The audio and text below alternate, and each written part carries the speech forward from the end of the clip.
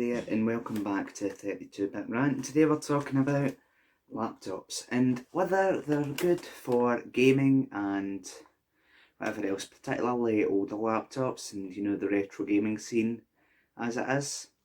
So what we'll look at is basically, is it worth getting a retro laptop for gaming, or are you better settling for a desktop? And if so, if you want to get a laptop for retro gaming, what would you go for? Now, there's a whole spectrum of laptops, and I'm sure there's a video by the 8-bit guy. The title escapes me right now, but he explains basically that every generation of laptop had features, didn't have features that were present on the desktops at the time. So for example, 486 laptops didn't have sound cards, even though a lot of 486 desktops had sound cards, etc, etc. So in this one, obviously I've got my Toshiba Portage 7020 CT, which I've done a video on, which should appear either there, or up there, or somewhere else. It runs Windows 90, it's a Pentium 2, 366 megahertz, and for the time it was actually pretty decent. I mean, it was getting a wee bit old by 1999, but it was still a capable processor for whatever task you would have wanted as an executive on a train or something else, even DOS gaming. But a lot of the time the graphical capabilities weren't as strong. They were always a generation behind, as I mentioned. So for example, like this has got a 2.5 megabyte Neo Magic, I think it is, which is horrible. Doesn't even do 3D acceleration, it's awful. Except for obviously 2D DOS games and very early 3D DOS games, but it's like owning a Matrox of some description.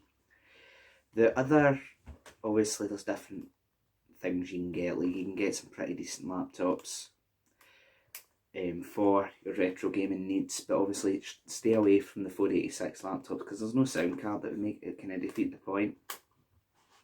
Next one would be, what operating system do you go with? Of course you could buy like a 2012 HP lump that's been refurbished with like an Intel i5 or something and install Windows XP on it and play your games that way.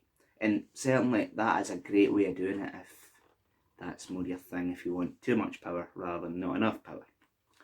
However, a problem does arise with that, and it's driver support. Obviously I know that the HP EliteBook 8470p, which I've got for editing purposes and everything, that will run XP just fine. But a lot of the laptops from the time period dropped XP support because it was 2012, we didn't need XP anymore. We had 7 and Vista and whatever else. The other factor is, if you do go with a period correct laptop, for example a 486 one, what can you do for sound? Well, obviously, as you know, there's card bus slots on the side of laptops, also more commonly known as PCMCIA. Those themselves are actually quite good, but the only thing is they're hard to find, and when they do pop up, some of them don't even have support for DOS or 98. Again, you could always go with like a first generation Pentium laptop from like 1997, where it will have a CD-ROM drive, floppy disk drive, headphone, sound, etc, etc.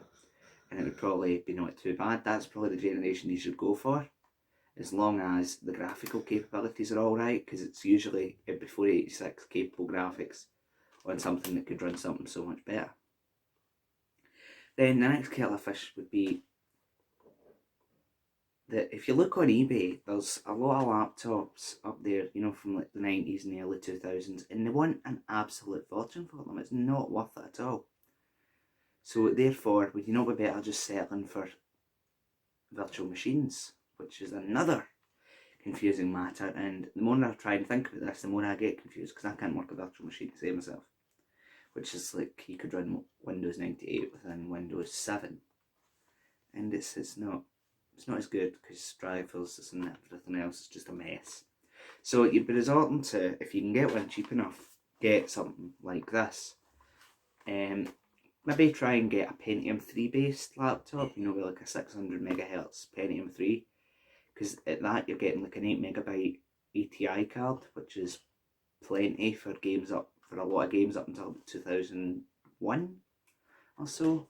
So usually on this Confusion 101 series, this will be the second part. I don't know, I'm confused, which kind of explains the title. It's obviously that I don't usually come to any conclusion at all. It's just a nonsensical rambling, and we hope to God that I might actually get somewhere with this nonsensical rambling, but I really don't. However, I would advise if you're going to get a laptop and you want to play like Windows 98 games, like what games that are based in Windows and require 3D acceleration, get something with something like a Pentium 3 or a Celeron based Pentium 3 or a Pentium 3 based Celeron, sorry. Something along those lines. Maybe in a very early Pentium 4 laptop you could have Windows 98 support. However, that's going into modern territory, and remember what I said about Pentium 4s in the last one, they melt. They actually could melt. Therefore, I would advise you get yourself something like a Pentium 2 based laptop, as long as it's capable enough. Make sure you read up all the specifications. Ideally Toshiba or Dell, because they've got driver support and everything else. Also look at things like, obviously, there's desktop computers. I know it's less ideal, especially if you want to play, if you're going on holiday, you want to do some retro gaming for some reason, even though you're on holiday. Then you're now better going with a laptop, because imagine trying to lug a desktop PC and a CRT monitor about. That just doesn't make sense when you go into Blackpool or something. Therefore, Pentium 2 or Pentium 3 based laptop that's actually capable of doing things, and obviously it's handy to have a bit of repair knowledge, at least have a service manual for one of these laptops. So go on one of those, go on eBay, get yourself a cheap one, and if that doesn't work, then try and fix it, and then if all else fails, sell it for parts, maybe make a profit if you part it into tins of wee tiny bits, and get yourself another one. And so the cycle never ever ends. So anyway, I'll wrap this up here. You have been watching the 32-bit rant, and this was an episode of Confusion 101, where we talked about retro laptops. Thank you for watching. Now, like, subscribe, and whatever else works for you. Thank you, and good night.